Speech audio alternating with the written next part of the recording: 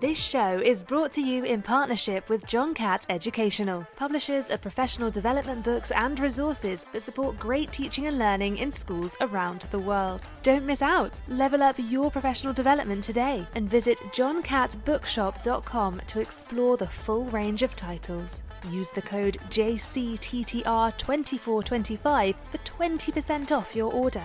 Happy reading. Meet USA Study, your one-stop platform for guiding students through their college application journey.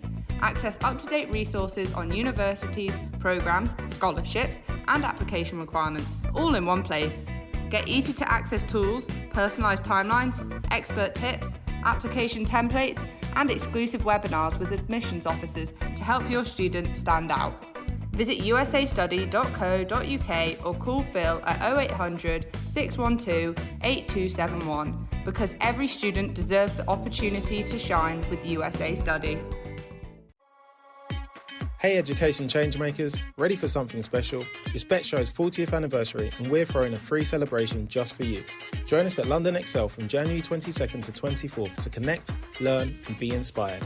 Picture this, 300 plus speakers who truly get it, 600 cutting-edge edtech companies and all the fresh ideas you need to make 2025 your best year yet. So why wait? Head to uk.bettshow.com, grab your free ticket and come celebrate with your peers. Because this is for you. See you at BETT. Welcome to Teacher Talk Radio, your go-to source for the latest insights and discussions in education. Today, we're thrilled to have a spotlight on the upcoming BETT Show, celebrating 4 decades of education excellence. So mark your calendars for January the 22nd to 24th at Excel London. And for more details, visit the official website at uk.bettshow.com. Now, today we're joining us by 2 distinguished guests who are going to play a pivotal role at BETT. First, we have Katie Potts, the Computing and Online Safety Lead at schools at Islington Council. And Katie, could you share a little bit about your role at BETT, and thank you for joining us this evening. 100%. Thank you so much. I've been working with online safety and digital with Islington schools and families for 20 odd years now, and I've been a BETT Show judge for I think about that time. And for the last 10, I think it's 9 or 10 years, I've been running an event called Kids Judge BETT, which I'm going to tell you about towards the end of this show. So it's really great to be here. Thank you.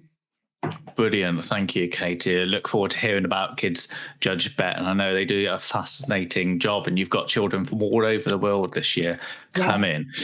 Also, Louisa Rose, who is the CEO of Beyond, a youth mental health charity. So, Louisa, what is going to be your focus on BETT this year? Hi there. Thanks so much for having me. I'm really excited to be part of this conversation.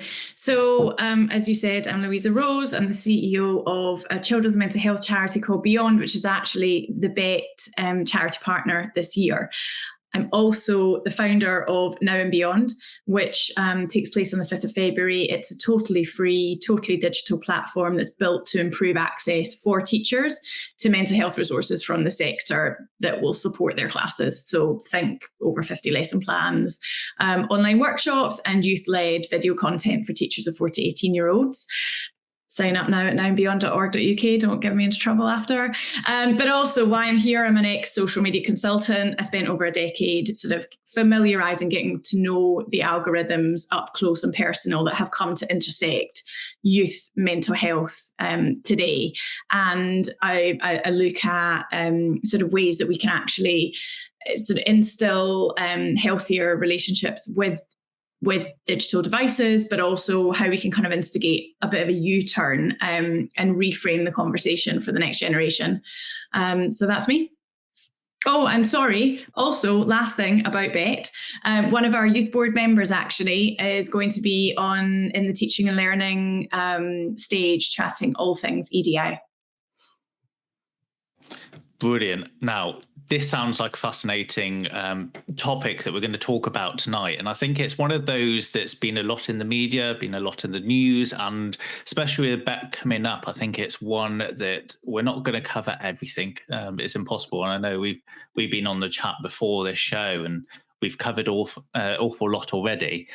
And it's about that tech in the classroom. How much screen time is too much? And I think this idea of screen time is difficult. If you go and look at the Ofcom reports and saying about how much children are engaging with screens, that's a significant impact, and the increase in it, especially with adults as well, that they've done an hour more. But this idea of screen time alone is not a reliable metric. And I know Sonia Livingston's done a lot of work around this with the fact of child's right and the well-being. So, Katie, how would you define screen time? And is even screen time the right word or phrase that we should be using in that? Yeah, no, 100%. It's around digital technologies, and, for 20, 30 years, we've been talking about the impact of technologies, and that's really key. So, we really avoid screen time, to be frank, and it's very different, if we've got 20 minutes of YouTube on a screen versus using word banks on, writing tools or FaceTiming, families abroad when you've not seen them face to face for a very long time. So, it's absolutely key. I've been working in this arena for many years, and we're in the 21st century. We've been saying that for a long time, and it is transformational. Technology can transform our lives, and so it's absolutely vital that young people, families and schools have that confidence and that narrative around it. We have to give them frameworks. A piece of work that I'm leading at the moment is from birth to 5. A lot of the schools that I represent are actually extremely concerned about the normalisation of YouTube, short reel content on small devices for excessive time, and real risks and harms are being evidenced. And a call for action. I had a brilliant researcher and academic contribute a statement to me. She's called Fiona Smith, and she's been working with schools around the world and with partners that I work with in London, Leo Academy. She did a fantastic impact report on their use of EdTech in the classroom. And she contributed this. She said, if I could wave a magic wand in this space, it would be to stop using unhelpful words like screen time devices when talking about children's activities. They assume and infer that the only digital interaction children experience is via a smartphone or an iPad, and the only types of activities that children engage with are passive ones, like watching, low challenge gaming, social media, doom scrolling and clicking. Children deserve better than our lazy use of vocabulary. Let's stop using screen time and devices. Let's start using a spade for a spade. What we really mean are passive activities, transactional activities, and cognitively challenging activities. 3 levels of using, reflecting, increasing level of age-appropriate cognitive demand. So she's bringing to the table a framework, and there's been many frameworks over the years. I started my job with the numeracy strategy as a maths teacher 25 years ago, and we had a framework there for the numeracy strategy. So, it's absolutely vital that we unpick and we provide, the confidence for young people, children and families to choose, and to be able to have that digital diet that's rich and enhancing, and to dodge the McDonald's type of thing, to stay on the healthy tech, the healthy, impactful tech. And I think that key thing that Dr. Fiona Smith talks about there, about that 3 levels. We're not just consuming and passive. Actually, there is that level of interaction, that cognitive element of it, and also that being able to create and augment our reality beyond what is there traditionally. And I think when we talk about screens, often it is we just see the smartphone or we see the tablet. We don't necessarily say that actually the idea we've had interactive whiteboards in the classroom for the last 20 years. We've got Alexis, we've got Series, we've got lots of other bits and pieces that are all the way out there in the world. And I think using the idea of screen is dangerous, and with where it's going is quite difficult because we don't know where tech is going. But don't you think that, don't you think though that, just full disclosure, I'm very pro-tech, but playing the devil's advocate here and using the experience that I've had with young people, not least of all through the applications that we get to our charities schools program, which is where we deliver bespoke mental health support into schools. through a network of approved suppliers. But the applications there and the young people that we're talking to are experiencing severe issues because of their relationships with smartphone and social media. And excuse my father, who has just started calling in the middle of the show. Hopefully you didn't hear that ringtone. And so I sort of just wonder, you saying dodge the McDonald's, but haven't we kind of just walked eyes closed straight into it? Because we have been talking about for the last 30 odd years, our relationships and having a healthy digital diet. But we have also walked straight into incredibly harmful algorithms that nobody has been prepared for, not an adult nor a child, let alone the 10-year-old that makes up part of that 97% of under 12s that have a smartphone. So whilst the term screen time absolutely needs to be defined, and people need to be very, very clear on what they actually mean by saying screen time. Are you talking about educational devices, educational support devices, etc.? Are you talking about mobile phones? Are you talking about tablets? But I do think that it is part of a larger conversation around it. And I think it's a little bit too simplistic to almost say, okay, but let's not talk about what is actually making the headlines right now, and let's actually just focus on that. The sort of 100%. I mean, we've got a statutory keeping children safe in education, and we've got curriculum, digital literacy curriculum that's vital. And it does feel, you're absolutely right, we are firefighting at the moment, because somehow, God knows how. I mean, I find it jaw-dropping. How is it normalised that 87% of under 5-year-olds are using short reel content on a daily basis, or those who are interviewed? How? I've worked in tech for years in education. My kids haven't had that experience. People in Silicon Valley famously don't let their children near tech. And, I've been very privileged in that I've been able to structure and nurture a really focused use of technology in the home, and we've dodged the social media. But you're right, a large percentage of families, TikTok, Snapchat, really grossly designed, highly addictive, aggressive algorithms have been normalised, and it's jaw-dropping how that's happened. But I would hazard though, an idea as to why or how that has actually happened. And I think that it comes back to the need for a flexible and responsive education, flexible and responsive educational approaches, right? And curriculums and government policies. We are not nimble enough as a society, not in the NHS, not in the education sector, health at all, to be able to respond as quickly as one needs to, in order to create policies that will protect the minds of young people.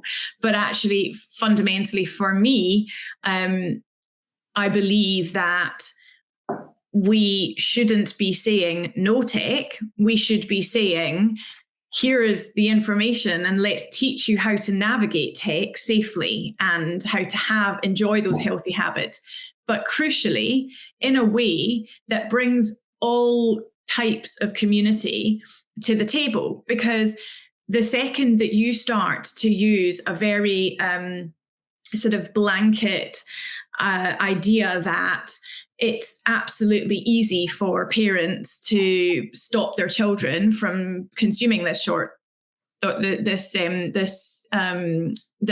short-term content, you're excluding portions of society that can feel completely alienated, isolated, and you're reinforcing stigma. And I think there's a huge element of walking into this, and the fact that tech companies with the freemium model of a lot of social media and a lot of apps, they're designed to be addictive, and they're not necessarily designed for children. And Sonia Livingston talks about it in this idea of child-centered design.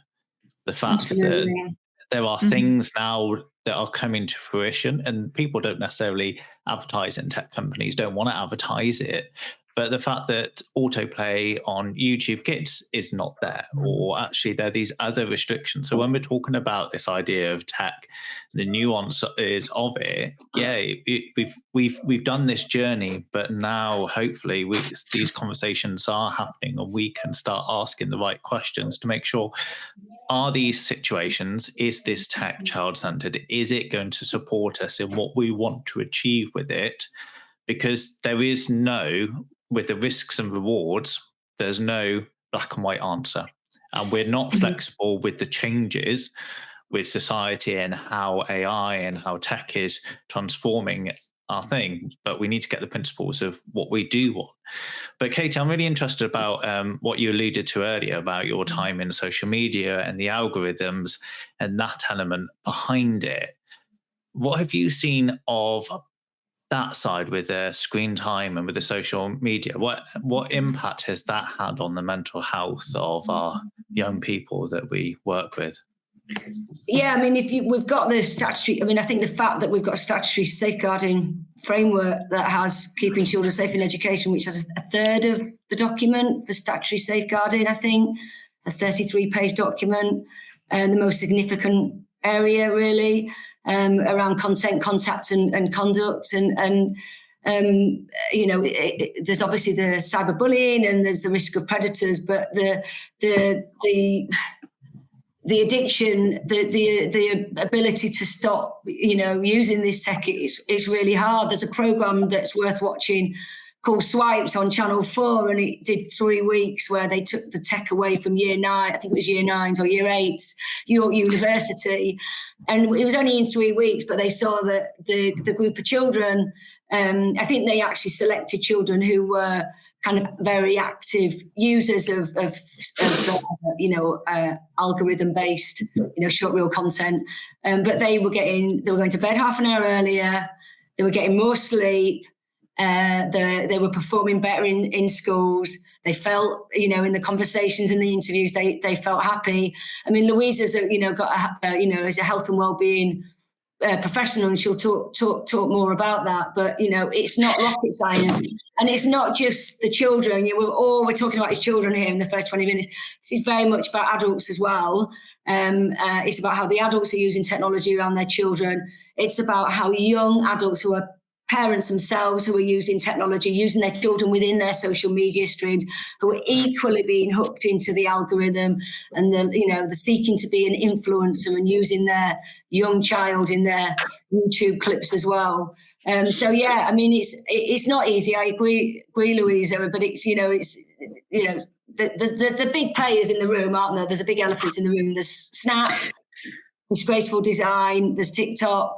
And YouTube, there's some biggies in there, Instagram, Well, I mean, think about even, TikTok, it was found that within 24 hours of creating a TikTok account, a user is exposed to graphic violent content and pornography. And if you think about the fact that, a third of all children in the UK have adult social media, you have to think a little bit about what that actually means. But that does mean that a third of all children are just on social media. That's all that means.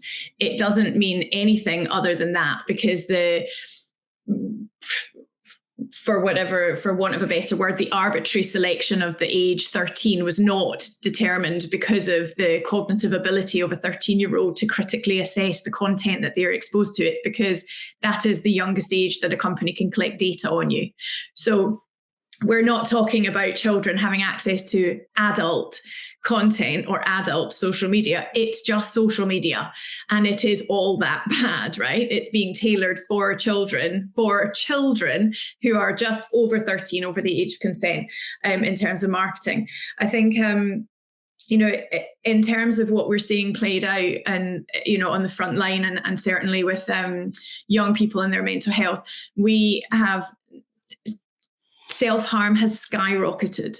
Suicidal ideation has skyrocketed. Cyberbullying makes up about 84% of all bullying now. We have not, I'm not saying that social media is the culprit, nor is our smartphones. But I do believe that unless adults start to become a little bit more responsible and accountable and self-aware around the behaviours that they're modelling themselves to their child, then I'm not sure how we can be anything but surprised when we look at these children who are, quite frankly, behaviorally addicted, which is very different to a drug addiction, but the actual response that is elicited and the behaviors that are elicited are the same. It's just the difference is the substance is absent. But I'm not sure what we expect otherwise. So I think that, whilst it's not the answer as to why suicidal ideation, self-harm, eating disorders and all the rest of it have skyrocketed, it is a major contributing factor, and one that we do need to take seriously and think about how we can actually address. And for me, the answer comes in a holistic approach that brings together legislation, making it safer to actually be on these platforms. That means making tech very accountable for that safety and protecting its users better. It brings in education and curriculum and actually really embedding robust digital curriculum that actually helps children be prepared for the sophistication of the devices and the technologies that out with the educational supportive technologies they will be faced with, they're able to manage and navigate. And then there is this piece around collective responsibility as parents. But that requires us to do our own internal reflection. And I can tell you that when I walk into a school and I deliver a workshop to the students, it's not surprising that nobody is wearing a watch when I ask them how they tell the time. But it's even less surprising when I go in and deliver the same workshop to their parents and their grown-ups, because not one of them is wearing a watch. That little thing in their hand, that little device in their hand has become a timepiece, become a complete substitution for everything that they do and have ever done. And that's what they're modeling to their child. So when you think about the fact that, kids are online for over 8 hours a day, it's not really that much of a wonder, right? But what do we do about it? And I do think that there are some key things, but I think it does require a much more collaborative approach than what we've seen. And I think, Katie, you mentioned before about the DFE and, seeing a little bit more kind of responsiveness. But it's a worry, we've got a lot of media coverage around the bans, the smartphone bans, and it's a travesty, really. We discussed before we started at 7. We know so many families who rely on the phone as their only access in the home, and phones for teenagers. For music, for SEND community, but even the SEND community, for even just forgetting mainstream, like think about the communities that you're actually excluding by saying, everything's going to be okay if we just get rid of the smartphones from school. Yeah, but there's so many, the phone, that if used in the correct way, with the parental support and, well-designed apps, it's extremely useful. Yeah, I do think we're a world.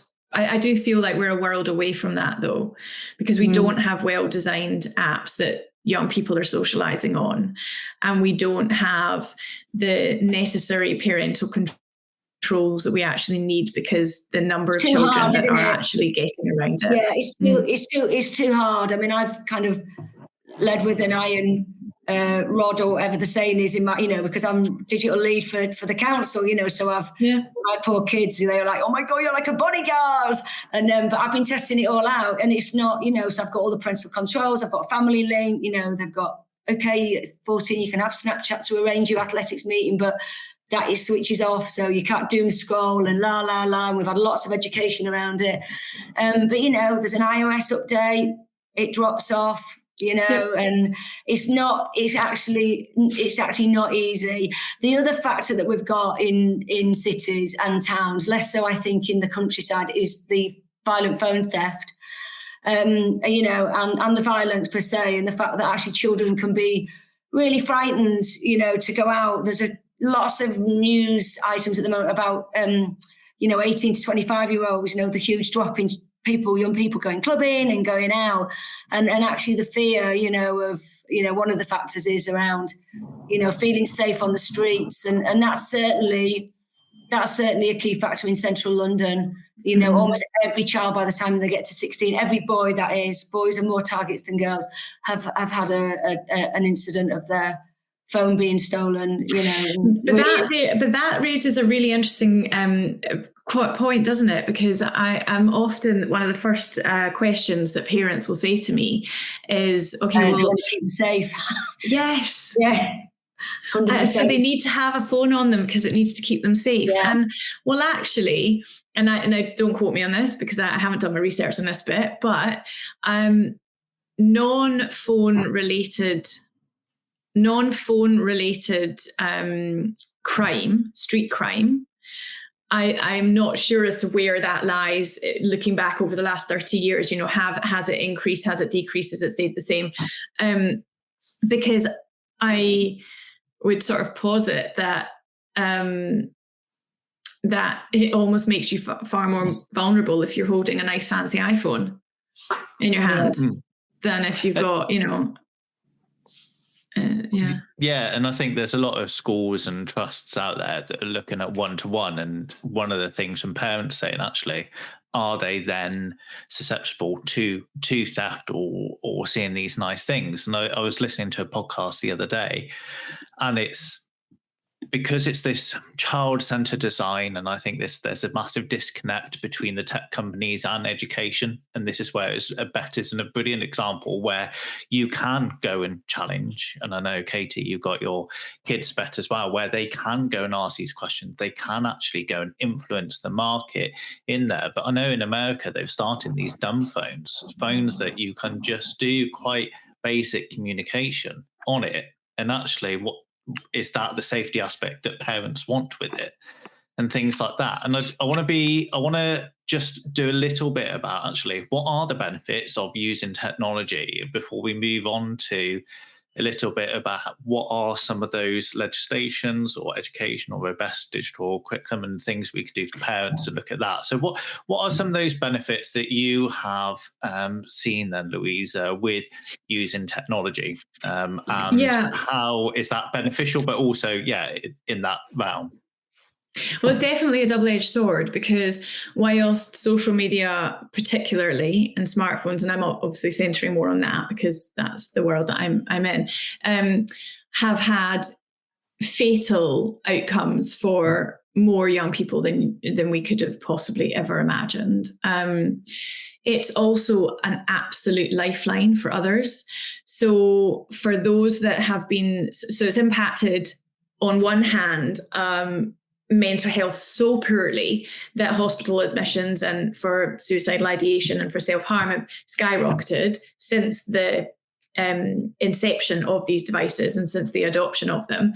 But at the same time, it's also become an incredibly supportive and safe community space for those who are experiencing poor mental health, because of potentially they are navigating the world as or questioning or being curious around their sort of gender and sexual identity. And they're finding that there are communities online where they can be completely vulnerable and feel safe in doing so, and that have been supportive in a world in where in the real world they haven't experienced that, and it's been detrimental to their mental health. So I think there have been incredible examples of where that technology has really benefited individuals. But it's also, you've got to think about, climate change and Black Lives Matter and the ability to really reach far with an idea or a movement is hugely powerful. I think with that also comes the onslaught of misinformation, and it's really important again there, and then that can massively impact on somebody's mental health. But I think it's this double-edged sword. So it does have some very, very, very clear benefits without a doubt, but it's about how we make sure that we are mitigating the negative impacts and just harnessing the positive ones.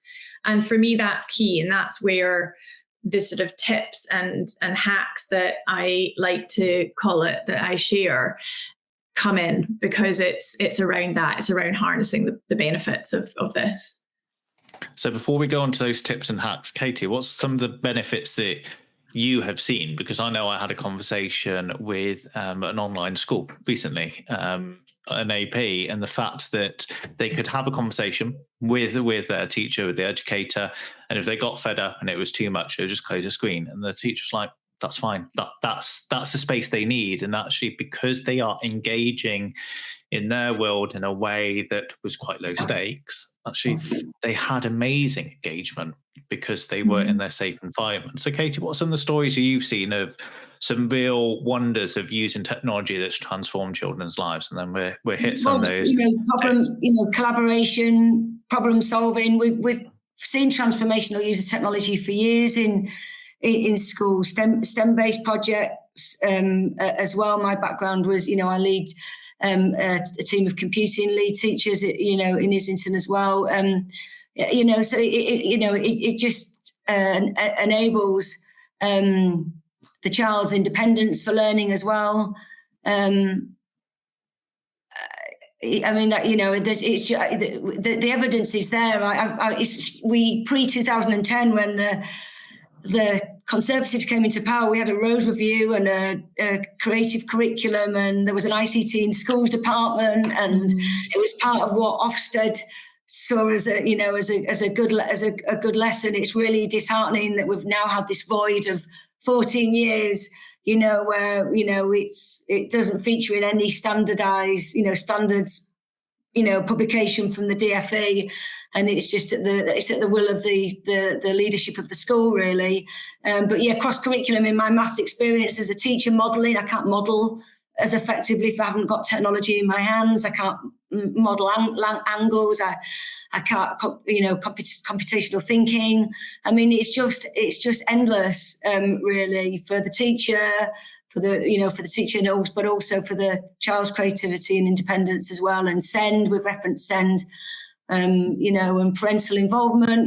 There's a lot of effective legacies of remote learning. During the pandemic, Islington worked with Leo Academy and Fiona and others around what the evidence was around the effective legacy, and it was around the impact of remote meetings for parents who've never been able to feel involved with the school. Parents who've never attended parent meetings who felt able to because of that online option. So it's for the child, for the teacher, for the families, and it's really, it's a little heartbreaking, really, that there isn't enough narrative, there's not enough explanation of this for schools to use at the moment. And it's a whole thing about this balance. And if you go and read the Pet Tech report that Dr. Fiona Aubrey-Smith did with Leo Academy and others, the conversations around literacy and the language that children use, and as well as balancing in this digital jungle place where actually the outside learning, the forest school, the conversations they're having, and handwriting and writing is still there. It's not using it as a complete replacement. It's using technology for where it's modelled right. And it goes back to your thing that you were saying earlier, Louisa, weren't you, about actually we need to model effective use of this as well. So I wonder what some of your tips and hacks are with supporting educators and parents with navigating children with screen time and through this. I think it's to stop thinking of helping children to navigate themselves through it, and actually it's to start thinking of us as one big community of educators and of parents and of children, because I think it all goes hand in hand. I feel so sorry for the backlash that I know that teachers are getting right now and schools are getting because of the that settings approach to digital learning and digital technologies in schools, because parents think, but if we're removing smartphones, why are we having such a heavy leaning on, tech devices, etc., to support their learning? That can't be right. And I think it's about taking the parents on the journey with you. And I think everything comes back to helping individuals to have mindful interactions with technology. And now I'm going to use the examples of smartphones, televisions, tablets, and social media, because that's the main focus of the work that I do in this particular arena. And I think it's about modeling good behaviors, not even just good behaviors, modeling the behaviors you'd like to see in others. So if you were to think about how many times you probably reached for your device as an adult, your phone device, your mobile phone, in one day, you'd probably be quite horrified at the number of times that was. And you can figure it out, you can work out through all the settings and whatever, but the number of times you picked it up, so on average about 200 times in a day. Now, if you think about how few people are actually wearing an old-fashioned analog watch, you can literally, mine is analog, it's not just a fake one, it's an actual analog watch. There you go. Is that a smartwatch though? No, it's definitely not. It's a analog watch. See, I only took it off because I was sat down at my desk. I have a smartwatch, but I chose a smartwatch without screen deliberately. Okay. And that's where I have both. And again, it's just to reinforce the idea that a screen isn't bad. A screen isn't a negative. It's just that we have to bring ourselves back to having mindful engagement with these devices and these technologies. So if you can start to depend a little bit more on an old-fashioned analog timepiece to tell the time rather than your mobile phone, then you are less likely to subconsciously land up sort of like 3 weeks deep into somebody's, feed and doom scrolling, like you were saying, Katie, the other day earlier on. And so I think it's about that, first of all, to try and break that habitual response to reach for your phone, because that's ultimately, as an adult, that's what your child is seeing, or as an educator, that's what your students are seeing, right? And then again, if you're thinking about the home environment, I always think it's very important to remind everybody that when we talk about these tips, they might look different for different families. And it's about taking what you need from it and making it work for your family's needs, if we're talking about the family unit. Because again, those from low-income families, single parent families, the same community, they all have very different needs for technology and technological devices in the home. But I think in an ideal world, it would be to move away from charging our devices by our bed for, a million reasons, not least of all the quality of your sleep. But we know that that young people are suffering right now at the mercy of their devices at 10 p.m. at night, which is at a point when their brains will find it much harder to mitigate the impact of seeing negative content. And that is when the majority of calls to crisis services are actually being made. So it's actually about just replacing it with a good old-fashioned alarm clock. And seeing if you can do that. Now, for a lot of people, they have a phone charging in their bedroom because they feel we don't have landlines anymore. I actually do, and my husband was, I think, maybe about to divorce me over it, but I was adamant that we get a landline because I didn't want to depend on that. But that's not possible for everybody, and I'm very aware of that. So even if it's just moving it away from next to your bed to the other side of the room, that would be great, and that would be a first step. It's about helping young people and parents, in fact, probably crucially parents, to understand how algorithms work and how content is served to them, how content on these devices, not just on their mobile phones, but on Netflix and on YouTube Kids and YouTube and everything else, how algorithms actually work, and what information a user is actually serving to a platform that helps that platform ultimately decide on what content it should show. Because I think often we're very unaware of some of the information that we are giving them. If you land on a piece of content for too long, that's information that you've given, so it's about having these mindful a much more mindfully engaged time with this technology.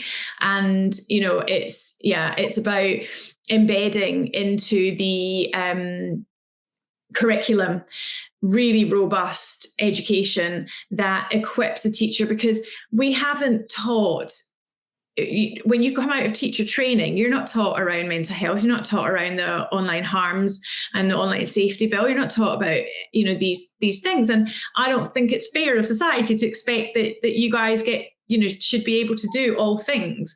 So I think it's about making access better, available, much more accessible to the right kind of lesson materials. And that's why I developed Now and Beyond, which is literally a hub of relevant materials that will support in these difficult conversations in your classrooms. And it will give you the tools that you actually need to be able to deliver these conversations confidently. But yeah, it's they're the main ones. Could go on about this for hours. But it's that modeling of that behavior. I think that's one of the most important things out there. And when you go and see in restaurants, or you go and see people and they're not having those conversations and those discussions that even 10, 15 years ago would have happened. And so, Katie, in your kind of remit of working with lots of community coordinators and lots of schools within Islington, how have you given those? Go on. Yeah, I think it's around, every school, every family is different, and it's around scoping your policies and narrative around your values as a school or values as a family, because every school is different. There's a lot of brilliant expert subject leaders in schools. There's a lot of, not experts, but curriculum specifics that we need that are nuanced with technology. And so something that's been lost in the last 15 years is that narrative around why we're using technology in the school for mathematics, why we're using it in PE, why are we using the devices for SEND children. So I think really building up policy for school and communicating that really clearly with all families, but that's coming from the subject and the leaders within the schools, because that's been lost recently. It shouldn't hang with computing. Computing has a faculty around computational thinking and teaching children to code and the IT skills, and of course the digital literacy. And Louise, mentioned that, having a really meaningful, robust, again, relating to your community, a digital literacy framework that dynamically teaches, keeps up to date.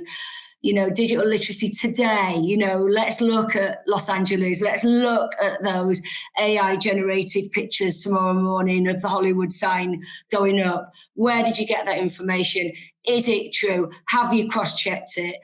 So really keeping that digital literacy lessons dynamic, but that's only computing dynamic, but that's only one part of the curriculum that a school delivers. So really bringing the experts, bringing all the subject leaders from the school together. And then for the PHSE and the RSE, and building confidence at home around habits, digital habits and non-habits. I mean, I've got a book here that I often use in sessions, Tiny Habits. There's one called Atomic Habits. It's about the displacement, when we are drawn in, we are sucked into aggressive algorithms and short reel content and scrolling and doom scrolling. What's being displaced? What aren't you doing? You're not learning to cook. You're not exercising. You're not talking. You're not playing. We're not in nature. Exactly, 100%. Yeah. So but teaching schools, families, parents, around that. Atomic Habits talks about stacking habits. But we do this right from the early years in our settings with staff and leaders and families, around the bedtime and meal times and traveling to school. You can do a journey without an iPad. You can do a meal time without an iPad. And then again, the digital literacy for the children, but the digital literacy for the families. Actually, why is TikTok so dangerous? Ofcom said 2 years ago, 17% of 3 to 4 year olds are using TikTok on a regular basis. 70%. Why is that dangerous? Why is short reel content? Why is, within 3 minutes, you've got violent content. If you're using your 3-year-old is using dad's phone in that moment where you need to get on with a job, but it's TikTok on the dad's phone. What's that algorithm going to be like? So really realistic digital literacy lessons for families as well. And, we've got charters in a lot of our schools. So if you Google Ambler Primary School in Islington, have got a brilliant digital charter. We're developing one for the whole of Islington at the moment around milestones from birth, but what does digital look like? What is good tech? What are good habits? So developing charters that are edible, tangible, that people can relate to, and it includes practicalities around phone thefts, includes really fundamental things like PINs, owning your child's PIN number. The amount of times I'm dealing with a safeguarding incident where the family don't know the PIN of the child's phone. That is an absolute non-negotiable. So what are your safeguarding digital literacy non-negotiables for your families? And it would be things like that. And then Louise is building on, alarm clocks. Some private schools have bought every child an alarm clock, haven't they? There's quite well-known stories of that, but what are the fundamentals to build those healthy habits? What's good TV? Building that. A lot of our schools in Islington at the start of every year in the Meet Your Teacher, they'll say, you're in year 3 and there's brilliant, horrible histories for your, did you know that? Or you're year 7. Are you watching Traitors at the moment? What's that teaching us? What social science are we learning about that guy? Really capitalising, on the invested quality. We've got a big concern at the moment about the lack of investment in children's TV. In the Night Garden, gone. CBeebies, gone. Short reel content for the early years is the norm now. So really, as educators, building teachers' confidence, building families' confidence. So, building that narrative in the sessions with families around what good tech looks like, not just for learning and curriculum, but also TV, films, etc. I don't know what your favourite TV is at the moment. Mine's definitely Traitors. It's about to be Gladiators. No, but what I wanted to just pick you up on there on what you were saying about digital literacy stuff. I just want to let everybody know, because I think it's so important.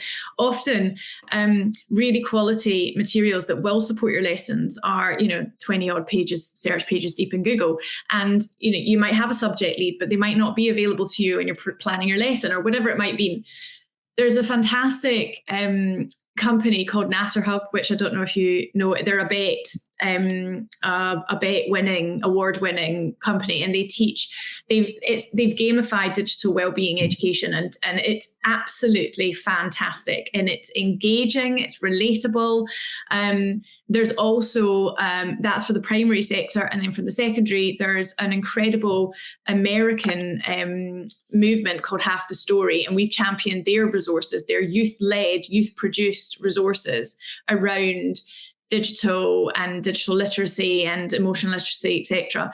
And they've made both of their resources available to teachers that sign up to Now and Beyond. It's absolutely invaluable, and I think it's just about equipping yourself with I'll do a quick shout out then. We've got Common Sense Media. I think they're amazing. We've got some of theirs. That's a completely free framework, and the Educating a Connected World, the UK framework, is actually based on the Common Sense Media, which is the US framework. They've got a UK framework. Yeah, it's absolutely fantastic. It is, and then we've got Safer Internet Day coming up, but the resources this year are really important. They've got a theme on scamming at the moment, which linking to sextortion, linking to the Wild West of shopping, a poor teenager trying to shop online, trying to find a genuine website. So the theme this year is scams, but it links very well to the AI and the sextortion and the very, very big concerns that we've had around that.